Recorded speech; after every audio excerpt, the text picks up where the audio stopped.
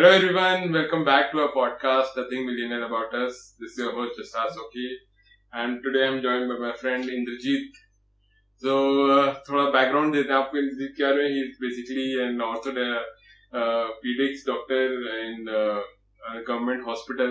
तो जैसे आप लोगों को पता ही होगा कि कोविड जो पैंडेमिक चल रहा है उसमें डॉक्टर्स का काफी प्रॉब्लम्स फेस कर रहे हैं. ये वो इंडिया में एंड अक्रॉस द वर्ल्ड काफी प्रॉब्लम फेस कर रहे हैं. तो मैं सोचा कि इनकी तो काफी एक्सपीरियंस है इस मामले में, तो उसके थोड़े इनपुट्स लेंगे. तो हम डिस्कस करेंगे कि आज कि how the doctors are adapting to covid pandemic और उनको क्या प्रॉब्लम्स हो रही हैं.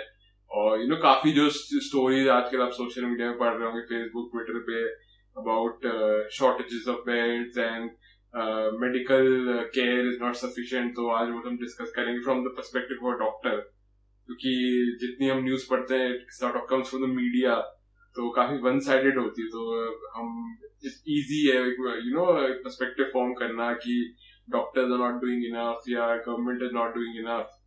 तो थोड़ा उस तरफ से उनकी बात भी सुनते हैं आज और देखते हैं कि क्या सच है कि क्या झूठ है सब पूरे सिनेरियो में. बिकॉज आई थिंक सभी का कंसर्न है राइट नाउ कि अगर हमारा कोई क्लोज फ्रेंड या रिलेटिव है उसको कोविड हो जाए तो उनकी ट्रीटमेंट कैसे होगा. थोड़े बहुत हमारी इन्फॉर्मेशन है वो दिल्ली स्पेसिफिक भी होगी, बिकॉज इंद्रजीत दिल्ली हॉस्पिटल में काम करते हैं. तो बट आई थिंक काफी लार्जली इंडिया की सिचुएशन में एप्लीकेबल भी होना चाहिए. सो ऑन दैट नोट, तो बेसिकली तो पहले तो मैं इंद्रजीत का ये एक्सपीरियंस की as a doctor how the community of doctors has sort of adapted and क्या उनके प्रोटोकॉल्स जो चेंज हुए हैं वो कैसे अभी how are they handling the whole pandemic situation right now. Thank you so much for having me. So no one was actually prepared for this pandemic. So after the pandemic, a lot of things have changed. Now all doctors, whether you are an orthopedician or a medicine person, we are all kind of have been put in a roster in which we are all going for our COVID duties. So of course the workforce in the routine surgical aspects or in the routine ward treatment is a little different now, in the sense that we are short-handed in staff in the routine and the regular OPDs and the regular wards, because half of us are almost going to COVID duties. So that is a change. Though of course we counsel patients who are our routine OPD patients to only come to us now, especially during this time, if it's a real emergency, if they are actually in a lot of pain, if they're having actual issues which are non-related to COVID symptoms. I'm talking about, let's say, any surgical branch, symptoms related to our own fields. We really request patients to really come to us in the OPD also, if it's really important, if it's really urgent for them. Now, whether it's important or not, that they decide, but we counsel them to, at least for this period, for a couple of months, for a few months, till actually we have an infrastructure, till actually we are able to understand the entire, gambit of this disease. We are hoping that, patients also cooperate with us, and most of them are. Patients are actually being very, very nice. From an OPD of around 150 to 200 every day, it's now to around 40 to 50 patients a day. So we really, respect the fact that patients themselves are avoiding to come to hospitals. So anyways, थोड़ा जिनके medical terminology थोड़ी week हो गई है तो उनके OPD is basically OPD जो है हमारा इज आउट पेशेंट डिपार्टमेंट. वहाँ पे we see patient comes, we see the symptoms, assess clinically, give them a medication and send them home. We are not admitting any patients unless it is a OPD patient that requires admission. OPD is just an outpatient. We'll just give them medications, prescribe X-rays if they are required, and then we send them back. Especially most of our patients are surgical follow-up patients. So in fact, in my hospital, we've started telemedicine, in which patients, post-operative patients, जिनका operation हो चुका है, उनको एक specific time दिया जा रहा है on particular day to call us via video call. And if he is doing well, if the patient is fine, then we just prescribe an online prescription and then they can get the medicine from their concerned dispensary. It's all been worked out. It's a very well structured process. Of course, it's being tried for the first time, तो कुछ गलतियां निकलेंगी, कुछ flaws होंगे, but it's being tried, कर रहे हैं. हो रहा है और वो भी हम कर रहे हैं कि फॉलो अप पेशेंट्स को ना आना पड़े हॉस्पिटल में, बाकी जितना हो सके अवॉइड किया जाए। तो एक और जो पॉइंट मतलब इंटरेस्टेड था उसमें कि डॉक्टर से काफी जो शिफ्ट्स और ये सब भी काफी टफ हो गए। मैंने सुना है कि जैसे तुमने अभी बताया था कि इवन अगर ऑर्थो डॉक्टर हो तुम surgeon, but even then covid की ट्रेनिंग मिल रही है और नर्सेस पे भी काफी प्रेशर होगा। तो किस तरह से like sort of shifts handle करे जा रहे हैं, कितने क्वारंटीन का क्या प्रोसीजर है, ये सब उनको अपने पर्सनल लाइफ से कितना दूर रहना पड़ता है फैमिली से, वो सब कैसे हैंडल हो रहा है? What's the procedure? So generally the procedure that's being followed in my institute are all the guidelines given by Government of India. So we have 14 days COVID duties followed by 14 days of quarantine. These 14 days duties are generally 12-hour shifts, and with the team that we are in the COVID wards, we try to minimize our exposure towards those patients, because we have dedicated wards which are COVID positive wards and wards which are COVID suspect wards who have been tested but the investigation is pending. So with the nurses, with the HAs, we work as a team. At that moment, I am not the senior, they are not the junior. We are working as a team. Yes, it is difficult wearing a PPE for 12 hours, especially most of the hospitals dealing with COVID patients have removed air conditioning from that particular part of the hospital which is dealing with COVID. So it is difficult wearing a PPE kit because it really doesn't let you breathe, so to say, very well. With the N95 mask also, that's the issue, and I wear spectacles, so there is a lot of fogging. So we have to deal with that, but I mean, if given the equipment, if we are provided with all the facilities of PPE and everything, we have no problems in doing COVID duties. It is like in the times of war, you can't ask an army person not to go into battle. And if he won't refuse. Similarly, we don't refuse from any COVID duties. We never ask for change of shifts. If we are giving morning shifts, which is 8 a.m. to 8 p.m., we're doing that. If it's evening shifts, evening and night together, 8 p.m. to 8 a.m., we're doing that. So as long as we're given our PPEs, we are very willing for our work. ये तो है। In fact Indrajit का एक example है, plus मेरा एक और friend है, वो भी डॉक्टर है जो कोविड ड्यूटी पे काम कर रहा है, तो उनका भी काफी टफ एक्सपीरियंस है। क्योंकि जैसे मुझे बताया था, मैं फोन पे बात कर रहे थे कि उनको 5 दिन कोविड ड्यूटी पे काम करना पड़ता है, उसके बाद फिर उनको आइसोलेशन में जाना पड़ता है। तो जैसे काफी स्टेट गवर्नमेंट ने होटल्स को टेक ओवर कर दिया है फॉर कोविड पर्पसेज, तो उसके बाद उनको 5 दिन आइसोलेशन में जाना पड़ता है और फिर उनका 5 दिन के end टेस्ट होता है। अगर टेस्ट नेगेटिव आता है तो वही वो अपनी फैमिली को विजिट कर सकते हैं। तो काफी एक्सटेंडेड पीरियड्स तक उनको अपनी फैमिली से भी दूर रहना पड़ रहा है। तो उस तरह से भी काफी डॉक्टर्स पे मतलब मेंटल प्रेशर है, फिजिकल प्रेशर भी, अगर 12-12 घंटे की शिफ्ट कर रहे हैं। फिर एक तो वो भी होता है कि कोविड इतना इजीली ट्रांसमिशन हो जाता है, तो एक वो भी डर रहता है कि अगर आप कोविड ड्यूटी पर हैं तो आपको भी होने के चांसेस बहुत ज्यादा हो जाते हैं। वो मेंटल प्रेशर है, प्लस 5 दिन आपको स्ट्रेट करना पड़ता है, फिर होटल में अकेले रहने, तो काफी ज्यादा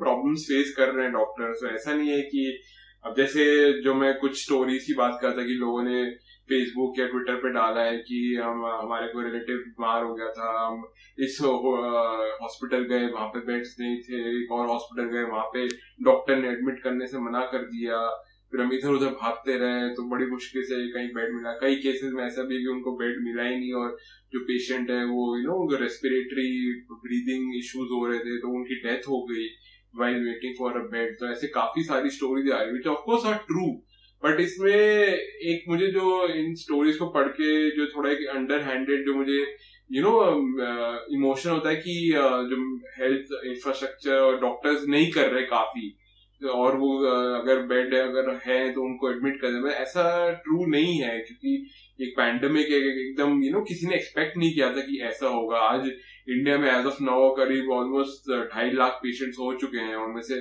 काफी ज्यादा पेशेंट है जो हॉस्पिटल्स में एडमिट हुए भी होंगे। तो ये हम एक चीज भूल रहे हैं इस कोविड में, आई थिंक कि नॉर्मल जो मेडिकल इश्यूज और डिजीजेस और इमरजेंसीज भी हो रही है जस्ट बिकॉज कोविड हो गया, इसका ये मतलब नहीं है कि बाकी सब कुछ होना बंद हो गया। लोग अभी बीमार पड़ रहे हैं, उनको मलेरिया हो रहा है, कुछ और हो रहा है, टीबी हो रहा है, उनके एक्सीडेंट में उनकी जो चोट लग रही होगी, क्या पता फ्रैक्चर हो रहे हैं, कहीं गिर गिर गए। तो बहुत सारे, और जिनकी सर्जरी होती है, हार्ट सर्जरी या किसी और टाइप के सर्जरी, वो भी चल रही है। ऐसे ही ये सब बंद हो गया एकदम से क्योंकि कोविड आ गया, तो लोग बीमार नहीं हो रहे, तो वो भी प्रेशर डॉक्टर्स को, उन्हीं डॉक्टर्स को हैंडल करना पड़ रहा है। और ये तो है ही कि हमारी इंफ्रास्ट्रक्चर बहुत लिमिटेड है। डॉक्टर्स का जो रेशियो है इंडिया में for certain number of people बहुत ही लो है, नर्सेज भी नहीं है, बेड्स भी हमारे ऑब्वियसली हमेशा से ही हिस्टोरिकली लो नंबर पे ही रहे हैं कंपेयर टू हमारी 130 करोड़ की पॉपुलेशन है। तो उतने तो ऑब्वियसली हमारे उन लोगों के लिए सफिशिएंट बेड्स पहले भी नहीं थे, और अब तो कोविड की वजह से आइसोलेशन में रखना पड़ता है, तो काफी सारे इश्यूज फेस हो रहे हैं। Just it's that additional burden, it's not the only burden that doctors are facing and hospitals are facing. और जैसे ये भी आपने देखा होगा कि हर स्टेट या सिटी में कुछ ही हॉस्पिटल्स हैं जो कोविड ड्यूटीज के लिए डेजिग्नेट करे गए हैं। तो अगर जैसे दिल्ली में आई थिंक 6 या 8 हॉस्पिटल है अभी एज ऑफ नाउ जो कोविड पेशेंट्स को हैंडल कर रहे हैं, तो अगर वहां पे बेड्स खत्म हो जाते हैं तो ऑब्वियसली आप एकदम से किसी और हॉस्पिटल में नहीं जा सकते, क्योंकि ये गवर्नमेंट का ही रूल है for safety of both patients and doctors कि पर्टिकुलर हॉस्पिटल्स को डेजिग्नेट किया जाए। और ये थोड़ा मैं भी जो एक देख रहा हूँ कि जैसे हर बंदा जिसको कोविड हो जाता है, पॉजिटिव टेस्ट होता है, उनका पहला आई थिंक इम्पल्स होता है कि मैं जाके हॉस्पिटल में एडमिट हो जाऊं कि मेरे को कोविड हो गया। बट और चाहे उनके सिम्टम्स माइल्ड हो या बहुत ही ऑलमोस्ट इनसिग्निफिकेंटली लो हो, तो भी वो कहते हैं कि नहीं हमें बेड में एडमिट कर दो, हम कोविड पॉजिटिव है। फिर ऑब्वियसली जब बेड्स फुल हो रहे हैं, अगर आपके सिम्टम्स सीरियस नहीं है, तो डॉक्टर बेसिकली आपको बोलते हैं कि आप घर पे जाइए, आप होम क्वारंटीन करिए, वहीं पे आप घर पे ठीक हो जाइए। इट्स नॉट वर्थ इट कि आप हॉस्पिटल में आए, यहाँ पे आप एडिशनल रिस्क ले रहे हैं या एक पूरी कोविड फैसिलिटी में एडमिट होने का। तो वो भी लोग इस बात को नहीं समझ रहे कि अगर सिम्टम्स आपके लो है तो आपको एडमिट नहीं किया जाएगा। जो सीरियस पेशेंट्स है, जिनको ब्रीदिंग प्रॉब्लम्स है, उनको रेस्पिरेटरी सपोर्ट चाहिए या वेंटिलेटर चाहिए, उन्हीं को एडमिट किया जा रहा है बिकॉज बेड्स लिमिटेड है। तो एक तरह से लोगों को भी थोड़ा ये पर्सपेक्टिव भी देखना होगा कि हर कोविड पेशेंट को बेड में नहीं डाला जा सकता। तो ये भी ऑब्वियसली काफी सारे और इश्यूज भी इंफ्रास्ट्रक्चर के जो इंडिया में हमेशा से फेस होते ही रहे हैं। हमारे मेडिकल इक्विपमेंट प्रोक्योर करने का जो सिस्टम है बहुत ही कॉम्प्लिकेटेड है, टेंडर्स फ्लोट करे जाते हैं, उसके बाद फिर टाइम लगता है इक्विपमेंट आने में, फिर कई बार इंफीरियर प्रोडक्ट होता है वो। तो ये सब भी बहुत इश्यूज है जो हम लास्ट कई सालों से इग्नोर करते आ रहे हैं, और अब कोविड पैंडेमिक में बेसिकली ये एक्सपोज हो गया एक तरह से हमारा कि कितना लैक कर रहे हैं हमारे पास कितने कम हॉस्पिटल्स हैं और कितने कम बेड्स हैं। तो इस इंजरी तुम्हारा भी तुमने पहले भी एक ऐसी सिचुएशन आती होंगी जहाँ पे बेड्स की कमी होती है, कोविड ने तो और वर्स ही किया होगा सिचुएशन को भी। Actually, I have always worked in a government setup, so during my PG also, we've always had an issue with the number of beds and the number of patients, but we've always tried to manage. With whatever, we can't refuse admission to a crush injury just because I don't know his COVID status. I will admit him, I will salvage his limb, I will apply an external fixator, I will hold the vessels. I won't care at that time whether he's COVID positive, negative, whatever he is, whether he's zero positive or zero negative.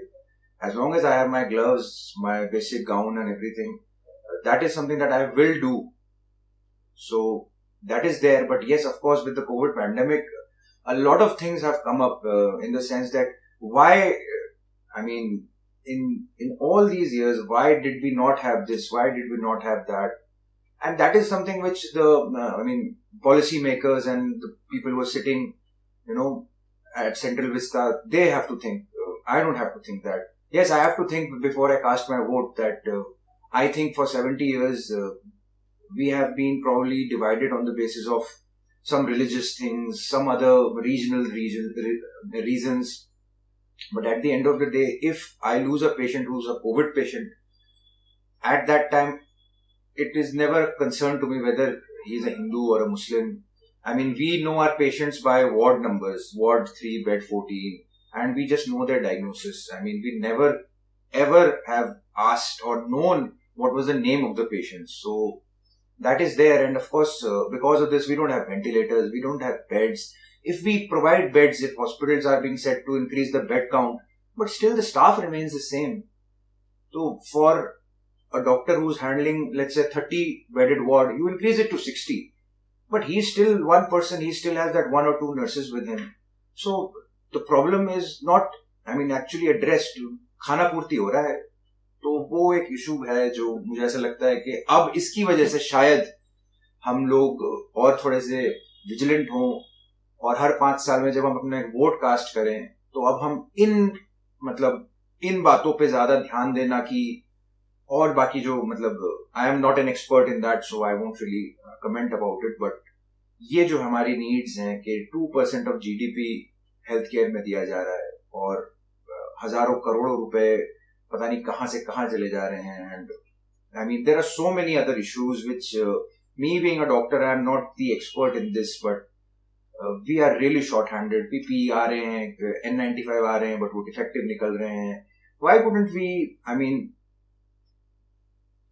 hope in 70 years that, with 2.5 lakh patients, all our infrastructures are kind of falling apart. Though right now the governments are really trying a lot and they're really doing to the best of their abilities. And it is also right that 80% of patients who are becoming positive would not be requiring any medical treatment as such. So we are actually catering to the 20%. But we are also failing in the sense of the infrastructure in just managing those 20% of patients. Because they are the ones we are managing. The other 80% are being home quarantined. So we really have to think this every 5 years or every 4 years, whenever the time is, that our votes really matter. And it is not a Hindu or a Muslim or a Sikh. It is just vote, our vote, my vote, and it is my life. If a life is lost, it is not a Hindu or a Muslim life. It is a life lost. It is a loss to that family. If a 30-year-old or a 35-year-old loses his life, he was probably going to support his family for the next 40 years. So his parents lose support, his children lose support. So it is a life lost. So I think we have to really count our vote in that regard. That we have to be together in this. All of us have to be together in this, because this is a pandemic in which we can't lose. So we are together in this. That's what I feel. Right. और in fact जो तुमने vote वाली बात है उससे ये भी काफी जो मुझे डिस्टर्बिंग एक पैटर्न आ रहा है हमारी मीडिया रिपोर्ट्स में कि जब भी कुछ कोविड का रिलेटेड स्टैटिस्टिक्स की बात होती है कि महाराष्ट्र में इतने पेशेंट बढ़ रहे हैं कि 1/3 केसेस इंडिया के महाराष्ट्र से हैं, या गुजरात को ले लें कि वहां पे 1000 डेथ्स हो चुकी है, जबकि उनका पेशेंट काउंट इतना ज्यादा नहीं है कंपेयर टू द डेथ्स. तो और या फिर दिल्ली में बेड्स कम पड़ रहे हैं. तो ये कई मीडिया रिपोर्ट्स इसमें आते हैं कि उस स्टेट में गवर्नमेंट किसकी है. तो जैसे कि लोग कहते हैं कि महाराष्ट्र में कोalition गवर्नमेंट बनी और उन्होंने बीजेपी से एक तरह से ले लिया था कंट्रोल, तो ये उनकी गलती है कि इतने पेशेंट आ रहे हैं, या दिल्ली में बेड नहीं है क्योंकि केजरीवाल ने इंफ्रास्ट्रक्चर बनाया नहीं है, या फिर उनके ऑपोजिट साइड पर है कि गुजरात में देखो इतनी मोदी जी का होम स्टेट है और वहां पे इतनी ज्यादा डेथ्स हो रही हैं, और जो फेल्ड गुजरात मॉडल है ये.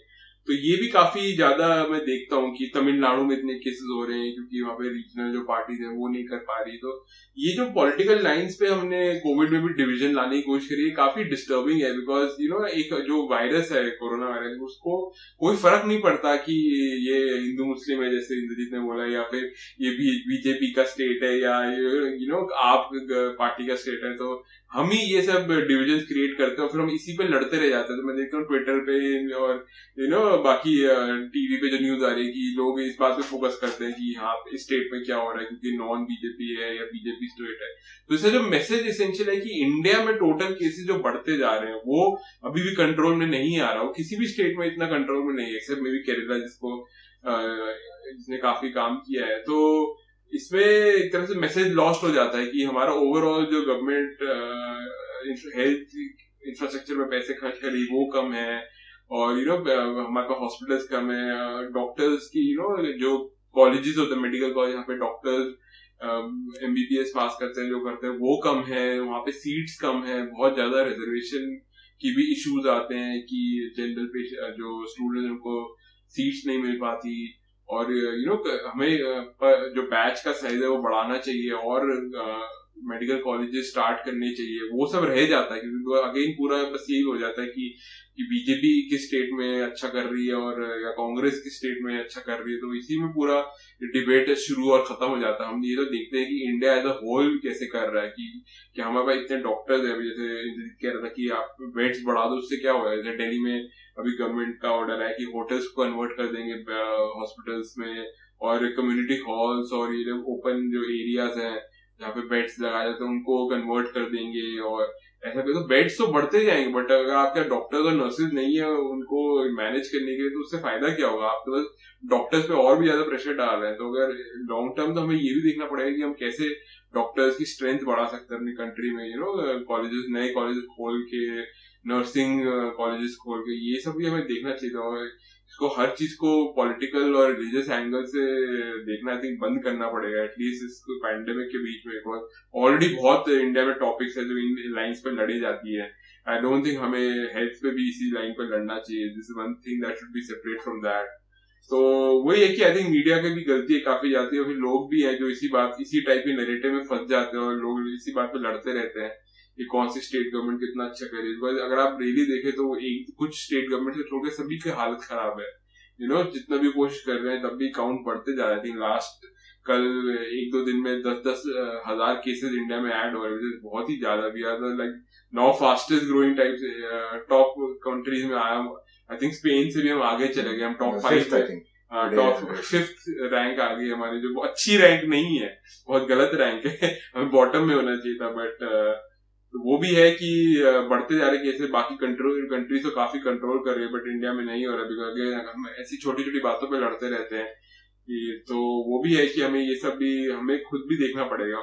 और एक और है कि ये पेशेंट से जो डरने का भी होता है कि लोगों को लगता है कि इनको किसी पेशेंट को कोरोना कोविड हो गया तो उसकी गलती है। ये भी पर्सपेक्टिव आई थिंक हमें छोड़ना चाहिए, बिकॉज आपको कैसे बीमार हो ना आपकी कंट्रोल में नहीं। आप विलिंगली कोई जाके कोविड पेशेंट नहीं बन जाता, उनको कहीं से आ जाता है। इस ट्रांसमिशन कैसे हो रहा है पता नहीं चलता कई केसेस में। तो हमें ये भी ध्यान कि अगर आप कोई पेशेंट है, ये नहीं कि आप उनके अगेंस्ट हो। जैसे मैं ऐसी भी खबरें पढ़ रहा हूँ जिसमें कि जैसे नोटिस लग जाता है ना घर के बाहर की यहाँ पे कोविड पेशेंट है, तो क्वारंटाइन उनको एक तरह से बाहर निकाल दिया था कम्युनिटी से, इस घर में मत जाओ, इन लोगों से मत मिलो और इनको अवॉइड करो। तो वो भी प्रॉब्लम है क्योंकि आप उनको एकदम जैसे वो किसी वायरस की तरह लोगों को ट्रीट करने लगे हैं कि इनसे बचो, इनसे भागो। तो वो भी जो कई केस हमने सुने कि डॉक्टर्स और हेल्थ वर्कर्स पे अटैक हो रहे हैं क्योंकि वो टेस्टिंग के लिए आ रहे थे, ये भी बहुत ही गलत है। मतलब इसमें फिर अगेन रिलीजियस लाइंस पे आप लड़ सकते हैं कि वो एक पर्टिकुलर कम्युनिटी है जो ये कर रही है, but the whole point is कि आपको ये किसी को भी ये नहीं करना चाहिए कि डॉक्टर्स को अटैक कर रहे हैं, वो तो आपकी हेल्प करने आ रहे हैं। तो काफी सैड स्टेट है अभी, और काफी टाइम से था ही, बट अब ऐसा हुआ कि न्यूज में आ चुका है। पहले तो 1-2 आर्टिकल्स आते थे और लोग भूल जाते थे, बट आज के केस में बिकॉज अब सब लोग इन चीजों को ध्यान से देख रहे हैं तो ये काफी बढ़ गया है। बट ये भी है कि आई मीन काफी इम्प्रूवमेंट्स हुई है। आई थिंक पीपी और ये सब जो इक्विपमेंट थे पहले नहीं थे इंडिया में, अब काफी इंपोर्ट करे गए हैं, तो उस तरह से सिचुएशन इम्प्रूव तो हो रही है काफी ज्यादा। तो यही है कि लेट्स होप कि केस काउंट थोड़ा कम हो और कंट्रोल में आए, बिकॉज काफी सारी थ्योरीज भी थी ऐसी कि गर्मी आएंगी तो कम हो जाएगा, और या ये कोई मलेरिया की मेडिसिन है उससे ट्रीटमेंट हो जाएगी, तो वो तो हो नहीं रहा। तो हमें आपस में ही आई थिंक वो करना पड़ेगा। और आई थिंक लाइक तुम्हारे एक्सपीरियंस में ऐसा काफी गाइडलाइंस आई हो गवर्नमेंट से, तो लोगों को कैसे करना चाहिए, बिकॉज ऑब्वियसली केसेस बढ़ते जा रहे हैं। तो एक जो मैं देख रहा हूँ प्रॉब्लम कि लोग अब इसको लाइटली लेना शुरू हो गए हैं, तो उसमें is it the right way? I personally feel that we will have to learn to live with this virus, and this virus will change a lot of things for a lot of years to come. And I feel the aspect of social distancing बहुत जरूरी है, अभी भी हमको वो follow करना चाहिए। हमको डरना भी नहीं चाहिए उससे, बट हमको इतना ब्लेटेंटली लाइक आई सी अभी से लोग ट्रिपलिंग करके अपनी व्हीकल्स में जा रहे हैं, 2 व्हीलर्स में। I think these things are just unacceptable, ऐसा नहीं होना चाहिए। और अभी भी सोशल डिस्टेंसिंग जितना हम अपने लेवल पे कर पाए वो मेंटेन करना चाहिए। If I am doing Covid duties I ensure, if I'm in fact working in the hospital, if I'm just doing my routine hospital work, I don't know the patient that I have treated was COVID positive or negative. जो OPD में आया उसको अभी मेरे को नहीं पता. So I have ensured that I have sent my family. I'm not living with my family. I'm staying at a separate place. So that is what I'm doing to help, in the sense that if I become positive, at least I have not transmitted it to my mom and dad or to my wife. And I know of my other fellow colleagues, I have a cardiothoracic surgeon who's a friend, they're also operating, because if you have a patient who has a cardiac arrest or a MI, मतलब heart attack अगर आया है किसी patient को, तो उनको तो करना ही करना है, वरना they will lose the patient. उस टाइम अगर वो पॉजिटिव हो नेगेटिव हो, वो तो कोई मतलब ही नहीं है. कोई अगर ट्रेन से किसी का क्रश इंजरी आ रहा है तो वो हमको करना है तो करना है. And we have to do this, and I really hope that हम लोग, we can, all of us can come together in really fighting this pandemic. We can maintain social distancing, जितना घर पे रह सकें, जितना घर का काम खुद ही कर सकें. I mean, there are a few positives also which we can kind of consider, is the fact that at least अब तो मुझे ऐसा लगता है कि बहुत लोग इस बारे में aware हो जाएंगे कि हमारा medical system कितना weak है, and we can actually now ask, why is that? What went wrong? I'm not saying which government went wrong. They've probably all gone wrong. So at least now we can ask our local leaders that what will you do now? What will you do now? How will you change? How will you try to change the situation? Even if it fails, but at least they have to try. They have to make amends. And really we have to still follow social distancing. We don't know when we might next get to see movies in cinema halls or work out in gyms. So we have to eat right. We have to ensure that our immunity is high. Even if we become positive, we don't transmit it to someone else. And if our immunity is good, we should be okay. So that's what I feel. तो या ये काफी important point है कि social distance से अभी भी, क्योंकि जस्ट बिकॉज लॉकडाउन खुलना शुरू हो गया, अनलॉक और 1.2 और 2.3 ये सब शुरू हो गए, तो इसका ये मतलब नहीं कि कोरोना वायरस का स्प्रेड बंद हो गया. वो तो अभी भी स्प्रेड हो ही रहा है. जैसे बताया 10,000 केसेस इंडिया में ऐड हो रहे हैं. तो लोगों को अभी भी अपने at a personal level seriously लेना पड़ेगा, क्योंकि ऑब्वियसली शॉप्स खुलेंगी और मॉल्स और ये सब भी इवेंचुअली सब खुलेंगे. तो उसके बाद भी हमें ध्यान रखना पड़ेगा कि अभी भी 2.5 लाख केसेस है इंडिया में, और आई थिंक ऑलमोस्ट आधे हैं जो अभी भी एक्टिव केसेस है. तो काफी प्रेशर अभी भी है, जस्ट बिकॉज गवर्नमेंट की तरफ से ऑर्डर्स रिलैक्स कर दिए गए. दैट डजंट मीन कि हम अपनी प्रोटेक्शन को रिलैक्स कर दें. अगर आपके घर में कोई ओल्ड लोग रहते हैं, आपके मम्मी पापा की ज्यादा, उनको बाहर ना भेजें. या जैसे आपके घर में कोई जो मेडिकली ससेप्टेबल है, जैसे मे बी डायबिटीज है या हाई ब्लड प्रेशर है या ओबेसिटी है बहुत ज्यादा, तो उनको बाहर ना भेजें. जितना पॉसिबल है जो हेल्दी मेंबर्स हैं फैमिली के, वही जाके सामान लेकर आए. और जितना पॉसिबल हो अगर आप अपने फ्रेंड से नहीं मिल पा रहे हैं या, तो दैट्स ओके. कुछ महीनों के लिए अगर आपको ऐसे अडेप्ट करना पड़े, that's fine. It's not worth getting infected with COVID. So on that note, ये है कि अभी भी अपना प्रोटेक्ट करिए. ये जो बेकार के जो इश्यूज जिस पे हम डिबेट्स कर रहे हैं, जो ऑब्वियसली मीडिया काफी फैलाती है, हमारी मीडिया भी बहुत बायस हो चुकी है आजकल. Like pro BJP anti BJP stand ले रखा है मीडिया में, तो उसी बात पे लड़ते रहते. तो आप खुद एट अ पर्सनल लेवल उन बातों से ना इन्फ्लुएंस हो. आप अपने ख्याल रखें, अपने आसपास के लोगों का ख्याल रखें. जो पब्लिक है उनके लिए मास्क पहन के जाइए, ताकि आप किसी और को ना पॉजिटिव कर दे अगर आपको हुआ है. तो ये सब बहुत जरूरी है कि गवर्नमेंट चाहे कुछ करे ना करे, जो डॉक्टर्स हैं और नर्सेज हैं वो अभी भी अपना फुल एफर्ट डाल रहे हैं. कोई घर पे बैठे रिलैक्स नहीं कर रहे हैं. लोग ड्यूटी पे हैं, अपनी लाइफ भी रिस्क में डाल रहे हैं. तो अगर आप हॉस्पिटल में बेड नहीं है, तो किसी डॉक्टर की गलती नहीं है वो कि इस हॉस्पिटल में बेड नहीं मिला या आपको ट्रीटमेंट हम नहीं दे सकते क्योंकि आपके माइल्ड सिम्टम्स है, आप घर पे जाके. तो इस बात से गुस्सा ऑफेंड होने की जरूरत नहीं है कि आपके घर सिम्टम्स माइल्ड है. अच्छी बात है एक तरह से कि आपके सिम्टम्स माइल्ड है, आप घर पे रह सकते हैं.